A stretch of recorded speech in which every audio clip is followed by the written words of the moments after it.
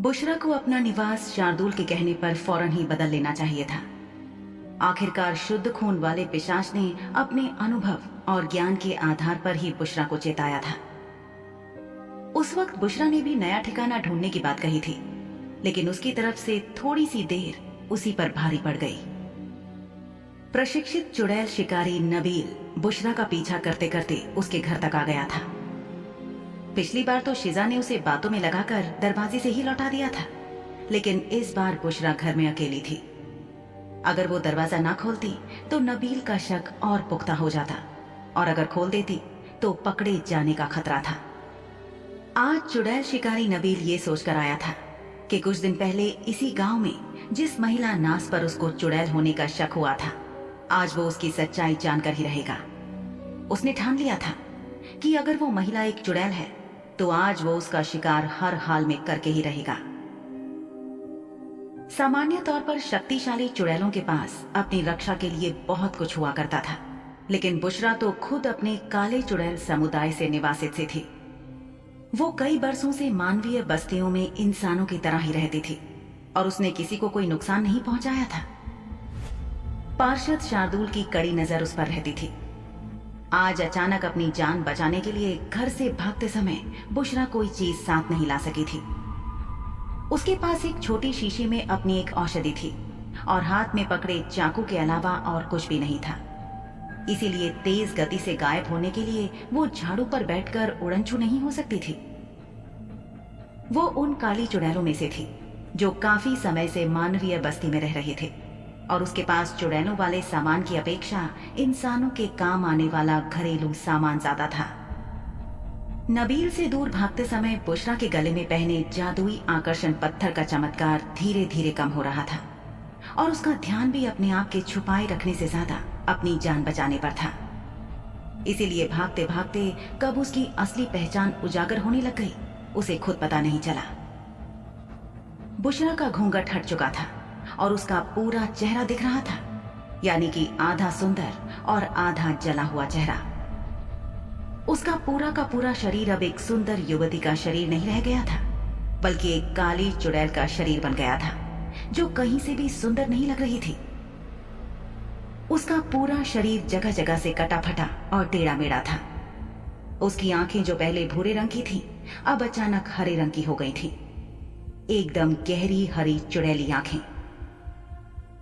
यूं तो जंगल में बहुत सारे पेड़ थे, लेकिन सर्दियों का मौसम करीब आने की वजह से जंगल के पेड़ों के पत्ते मुरझाकर झड़ गए थे।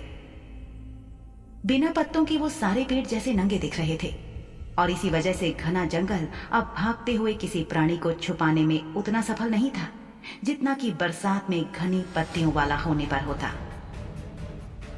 अपनी जान बचाने के लिए जंगल में भागती हुई काली चुड़ैल हर बार गोलियों से बचती रही। पीछे आता हुआ चुड़ैल शिकारी अपने कौशल का अच्छे से इस्तेमाल कर रहा था और थोड़ी थोड़ी देर में गोलियां चला रहा था, लेकिन बुशरा की किस्मत थी कि हर बार वो बच गई थी। थोड़ी देर में बुशरा को ऐसा लगा कि जैसे वो भागते भागते बहुत आगे निकल आई है, और जब उसे पीछे देखने पर नबील कहीं भी दिखाई नहीं दे रहा था, एक पल के लिए बुशरा को लगा कि जैसे वो शिकारी कहीं पीछे रह गया था और वो काफी आगे निकल आई थी। बुशरा सांस लेने के लिए एक पेड़ का सहारा लेकर रुक गई। चुड़ैल शिकारियों के बारे में अब तक उसने यही सुना था कि वो लोग आसानी से हार नहीं मानते थे और उन्हें इतना अच्छा प्रशिक्षण दिया जाता था कि वे तेज गति से चुड़ैलों और पिशाचों का पीछा करने में सक्षम होते थे। इसीलिए शिकारी के कहीं दिखाई न देने पर भी बुशरा का मन ये स्वीकार करने को तैयार नहीं था कि शिकारी काफी पीछे रह गया है। तभी अचानक धनुष में तीर को खींचने और हवा को काटकर तीर के आगे बढ़ने की आवाज आई। इससे पहले कि वो तीर जो चलाया गया था वो बुशरा के सीने से टकरा था, बुशरा ने उसे अपने हाथ में पकड़ लिया। उसके होठों पर एक विजयी मुस्कान आ गई, लेकिन बुशरा की यह मुस्कान ज्यादा देर तक नहीं टिक सकी थी, क्योंकि ठीक इसी वक्त एक गोली हवा में तेजी से दूसरी तरफ से आई और सीधे आकर बुशरा के सीने में धंस गई, जिससे वो काली चुड़ैल लड़खड़ा गई। अचानक लगी गोली से उसके पैर अस्थिर हो गए और वो डगमगाने लगी। तभी पेड़ों के पीछे से निकलकर चुड़ैल शिकारी सामने आया और उसने कहा, तुम चुड़ैलों को पकड़ना कितना आसान होता है ना। क्या बेवकूफी तुम लोगों के खून में बहती है। तुमने क्या सोचा था कि तुम भागकर घने जंगल में आओगी और पेड़ों के पीछे छुप जाओगी और मैं इस बारे में नहीं सोचूंगा। शिकारी की सोच अपने शिकार से हमेशा आगे चलती है। बुशरा ने हाथ बढ़ाकर अपने सीने को छूने की कोशिश की तो शिकारी ने उसका मजाक उड़ाया। फिर भी बुशरा हाथ अपने सीने पर लेकर गई और छूकर देखा तो पाया कि उसके सीने से धीरे धीरे काला खून निकलने लगा था जो उसके हाथ से चिपकने लगा था। नबील ने अपनी बंदूक अभी भी अपने हाथ में पकड़ी हुई थी और वो इसके साथ खेल रहा था। उसने जानबूझकर बुशरा को उसकी छाती के दाहिने हिस्से में गोली मारी थी क्योंकि मनुष्यों के विपरीत चुड़ैलों का दिल उसके सीने में दाहिनी तरफ होता था। वो बुशरा के शरीर से बह रहे खून को देखने लगा। लगातार बहते खून के कारण काली चुड़ैल निढाल होकर जंगल की मिट्टी पर गिर पड़ी। उसकी हालत देखकर चुड़ैल शिकारी कह सकता था कि ये चुड़ैल अब किसी भी पल मरने वाली थी, लेकिन उसे प्रशिक्षित करते समय सिखाया गया था कि किसी भी चुड़ैल पर भरोसा नहीं करना चाहिए। सबसे बेहतर तरीका था जला डालना, लेकिन अगर वो संभव ना हो तो फिर दूसरा सुरक्षित तरीका था चुड़ैलों के सिर को उनके शरीर से काटकर अलग कर देना। नबील ने आगे बढ़कर जमीन पर गिरी हुई बुशरा के सिर को बेदर्दी से पकड़कर पीछे की तरफ खींचा। वो असहाय दिख रही थी। मानना पड़ेगा कि तुम दोनों बहनों ने मिलकर कुछ दिनों के लिए मुझे घुमा दिया था, लेकिन तुम एक शिकारी के नाक से बच नहीं सकते। तुम्हें सूंघते हुए मैं तुम्हारे पीछे आ ही गया और तुम्हें पकड़ लिया। क्यों? तुम कोई कुत्ते हो क्या जो सूंघते हुए आ गए? दर्द की वजह से बंद हो रही आंखों के साथ बुशरा ने पूछा। चुड़ैल शिकारी सोचने लगा कि इस चुड़ैल के पास अपनी मौत से पहले कितना समय बचा था। हालांकि नबील ने सीधे काली चुड़ैल के दिल पर निशाना साधा था, लेकिन उसे यकीन था कि उसने बुशरा के दिल का आधा हिस्सा ही चीरा था। आखिर उसे आधी मरी हुई और आधी जिंदा तड़पती हुई मछली पसंद थी। उसने अपनी बंदूक उठाई और उसकी नली काली चुड़ैल के मुंह पर तान कर कहा, मेरा जी तो चाहता है कि अभी इसी वक्त मैं तुम्हारे भेजे को उड़ा दूं। तुम्हारा क्या कहना है इस बारे में? बुशरा की आंखों में आतंक देखकर नबील ने ठहाका लगाया। ठीक है, क्या तुम्हारे छोटे से दिमाग में बात घुस गई? बुशरा कुछ बुदबुदाई। अस्पष्ट शब्दों के बावजूद साफ था कि वो नबील को गालियां दे रही थी। अब उसकी जीभ किसी सांप की जीभ की तरह दो हिस्सों में बट गई थी और उसके मुंह से निकलते हर शब्द के साथ अंदर बाहर हो रही थी।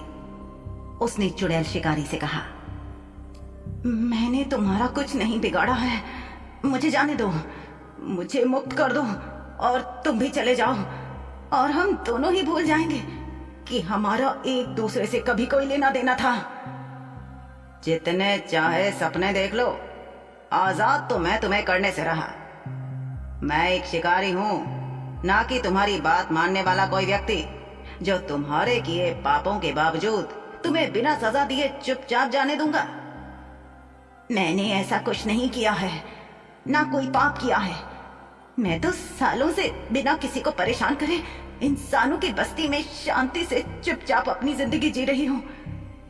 हाँ हाँ, तुम तो यही कहोगी, लेकिन क्या तुम बता सकती हो कि जब तुम्हारे चुड़ैल दोस्त और रिश्तेदार मनुष्यों को भ्रष्ट करना शुरू करते हैं तब क्या तुम उन्हें रोकती हो? तुम्हारे दोस्त गिलम ने जब उस लड़की को बहकाना शुरू किया था तब क्या तुमने कुछ किया? आज जब बाजार में उसे जला डाला गया तब क्या तुमने कुछ किया? नहीं, तुम कुछ नहीं करती हो, तुम बस चुपचाप खड़ी देखती रहोगी। तुम्हें समझना चाहिए कि चुड़ैलों और इंसानों का साथ नहीं हो सकता। जानती हो क्यों? क्योंकि चुड़ैलें इंसानों का सिर्फ इस्तेमाल करती हैं। इतना कहकर नबील ने बुशरा के बालों को पकड़कर पीछे की तरफ खींचा और वो दर्द से तड़प उठी। नबील मुस्कुराने लगा। हर कोई एक जैसा नहीं होता, अलग अलग लोग अलग अलग तरह के होते हैं। फिर से बाल खींचे जाने से तड़पकर काली चुड़ैल ने अपने दांत पीस लिए, जिससे शिकारी की आंखों में खुशी की चमक आ गई। लेकिन तुम तो कहती हो कि तुम अपने उस गंदे स्वभाव को छोड़ नहीं सकती। काली चुड़ैल ने शिकारी की बातों को सुनकर अपनी आंखें खोली और शिकारी की आंखों में आंखें डालकर देखा। इस बात ने चुड़ैल शिकारी को नाराज कर दिया। वो गुस्से में बोला, इस तरह क्या देख रही हो? बुशरा मुस्कुराई। उसकी मुस्कुराहट धीरे धीरे एक हंसी में बदल गई। क्या तुम्हें कभी किसी से धोखा मिला है जो तुम्हारे अंदर इतनी कड़वाहट और नफरत भर गई है? तुम्हें पता होना चाहिए कि हर तरह के प्राणियों में दो तरह के लोग होते हैं, अच्छे भी और बुरे भी। इससे पहले कि मैं एक और गोली मारकर तुम्हें उड़ा दूं, अपना मुंह बंद करो। हर तरह के प्रजाति के लोगों के एक जैसे ही आचार विचार व्यवहार होते हैं। इंसानों में सबसे ज्यादा लालच होता है। असीमित शक्ति की प्यास शुद्ध खून वाले पिशाचों में सबसे ज्यादा होती है और चुड़ैलें सबसे ज्यादा स्वार्थी होती हैं। ये चीजें कभी नहीं बदल सकती। नबील की जिंदगी सिर्फ काले और सफेद के सिद्धांत पर चलती थी। इसके बीच में जो जगह थी, उन्हें समझने के लिए उसने ना तो कभी प्रयास किया था, ना ही वो समझना चाहता था। उसने हर प्रजाति को एक तरह के खांचे में डाल दिया था और उसके बाहर वो देखना ही नहीं चाहता था। खास तौर से रात के प्राणियों के बारे में वो सोचता था कि वे इंसानों के लिए सिर्फ और सिर्फ बदनीयत रखते थे और हमेशा उनका बुरा ही करते थे। इसीलिए उन लोगों को देखते ही पकड़कर मार डालना चाहिए और मौत से कम इनकी कोई सजा नहीं हो सकती। ऐसे इक्का दुक्का नहीं, ढेरों उदाहरण थे। चुड़ैलों की प्रजाति में से नबील के संपर्क में जितने भी लोग आए थे, फिर वो चाहे सफेद चुड़ैल रहे हो या काले चुड़ैल, नबील ने उन्हें पकड़कर बेदर्दी से मार डाला था। फिर कहीं ना कहीं शायद उसे लगा कि बुशरा की बात सच भी थी। ना चाहते हुए भी नबील अतीत की बातें सोचने लगा। आज से लगभग 4 साल पहले उसके सबसे अच्छे दोस्त को एक महिला से प्यार हो गया था। एक ऐसी महिला जो बहुत कम बोलती थी और आसपास के लोगों के साथ बहुत जल्दी घुलती मिलती नहीं थी। उसमें कुछ तो ऐसा था जिसने उसके दोस्त को दीवाना बना दिया था। वो एक दूसरे के प्यार में पड़ गए और जल्द ही शादी कर ली। शादी के अगले ही दिन नबील ने अपने दोस्त के शव को उसके घर में जमीन पर पड़ा देखा। घर से नई नवेली दुल्हन गायब थी। लोगों को यह पता लगाने में जरा भी देर नहीं लगी कि वहां आखिर क्या हुआ था। खास तौर पर कुछ औषधियों को उबालने वाले बर्तन और चुड़ैलों वाली औषधियां देखकर जो उस मृत आदमी के घर में रखी हुई मिली थी, साफ था कि भाग गई दुल्हन एक चुड़ैल थी। नबील को अफसोस था कि काश उसका दोस्त उस औरत की सच्चाई को पहले ही देख पाता, लेकिन वो प्यार में था और उसकी आंखें बंद थी। शायद इसीलिए वो उस औरत के चेहरे की खूबसूरती के पीछे के सच को देखने में नाकाम रहा था। उस हादसे में नबील ने अपना सबसे अच्छा दोस्त खो दिया था, एक ऐसा व्यक्ति जो नबील को बहुत प्रिय था। नबील के दोस्त ने आंख बंद करके उस महिला पर विश्वास करके मूर्खता की थी, लेकिन नबील ने ठान लिया था कि अब वो किसी और इंसान को वैसी मूर्खता नहीं करने देगा। इसीलिए वो ढूंढ ढूंढ कर चुड़ैलों का खात्मा कर रहा था। वर्तमान में लौटकर नबील ने तड़प रही बुशरा से पूछा, इससे पहले कि मैं तुम्हें मौत के घाट उतार दूं, मुझे बताओ कि तुम्हारी वो छोटी बहन कहां मिल सकती है? नबील ये बात अच्छे से जानता था कि अगर उस लड़की ने इस काली चुड़ैल की मदद की थी तो इस बात की बहुत ज्यादा संभावना थी कि वो खुद भी एक चुड़ैल ही थी, धूसर कत्थई आंखों वाली सुंदर चुड़ैल। नबील ने अपनी बात पर जोर देते हुए बुशरा से कहा, मुझे बता दो कि इस वक्त वो कहां है और शायद मैं तुम्हारे दर्द को कम करने का इंतजाम कर दूं। बुशरा ने उस शिकारी की तरफ देखा। उसकी आंखों में क्रूरता थी। बिना पलक झपकाए बुशरा बोली, क्या मेरे बाद तुम उसका शिकार करने के बारे में सोच रहे हो? सुनो, वो लड़की एक इंसान है, उसे जाने दो। नबील की आंखों से उसकी हैवानियत टपक रही थी। उसने नामे से हिलाया और बोला, वो एक चुड़ैल है, ये मैं अच्छे से जानता हूं। एक चुड़ैल अपने असली स्वभाव को कितना भी छुपा ले, एक ना एक दिन वो सामने आ ही जाता है। काली चुड़ैल बुशरा ने अपनी आंखें बंद कर ली और उसके होंठ फड़फड़ाने लगे, जैसे कि उसका शरीर धीरे धीरे हार मान रहा हो और हर पल हो रही खून की कमी के साथ उसके प्राण निकल रहे हों। नबील ने उसे हिलाया। अरे मुझे जल्दी बताओ, तुम्हारे जैसे बेकार व्यक्ति के साथ समय खराब करने के अलावा मेरे पास और भी महत्वपूर्ण काम है।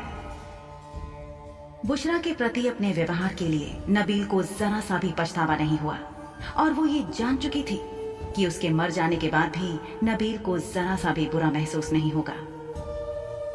बहुत से मनुष्यों के मुताबिक चुड़ैलों को केवल मरने के लिए ही बनाया गया था। उनका अस्तित्व मनुष्यों के साथ संतुलन में नहीं आता था। वे उस अनावश्यक खरपतवार की तरह थी जो सुंदर बगीचों में उग जाते थे और जिन्हें बेदर्दी से उखाड़कर फेंक दिया जाता था।